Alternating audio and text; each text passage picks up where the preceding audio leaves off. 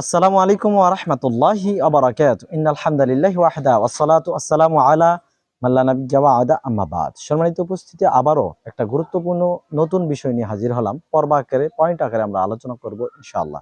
বিষয়টা হচ্ছে মিসওয়াক এর গুরুত্ব ও তাৎপর্য।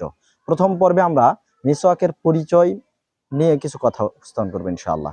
সম্মানিত উপস্থিতি, আমাদের পুরা দেহের মধ্যে সবচেয়ে শ্রেষ্ঠ অঙ্গ পতঙ্গের নাম হচ্ছে মুখ।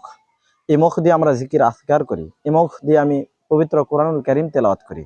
আর মুখ এবং দাঁত একে সতেজ রাখে, সুস্থ রাখে, পরিষ্কার পরিচ্ছন্ন রাখে, সেটা হচ্ছে মিসওয়াক।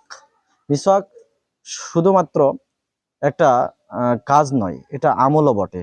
এতে আল্লাহ তাআলা খুশি হন, নবী মুহাম্মদ সাল্লাল্লাহু আলাইহি সাল্লামের সুন্নাহও বটে। সম্মানিত উপস্থিতি, মিসওয়াকের পরিচয় আমরা বলতে পারি, সিওয়াক শব্দটির মূল শব্দ হচ্ছে সাকা, যার অর্থ ঘষা, মাজা, মর্দন করা ইত্যাদি।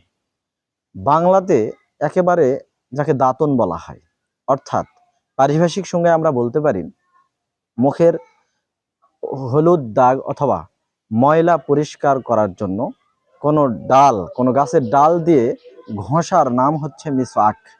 সম্মানিত উপস্থিতি, আমরা মিসওয়াকের পরিচয় জানলাম। আমরা এরপর ধারাবাহিকভাবে এই মিসওয়াকের গুরুত্ব এবং তাৎপর্য ইনশাআল্লাহ জেনে নিব, এবং এই ইসলামে মিসওয়াকের গুরুত্ব এবং তাৎপর্যে যা আলোচনা হয়েছে তাতে আমরা কেউই মিসওয়াক ছাড়া থাকতে পারি না। আমরা সেটা পয়েন্ট আকারে আলোচনা করব। আপনারা আমাদের সাথেই থাকবেন ইনশাআল্লাহ। আসসালামু আলাইকুম ওয়া রাহমাতুল্লাহি ওয়া বারাকাতুহু।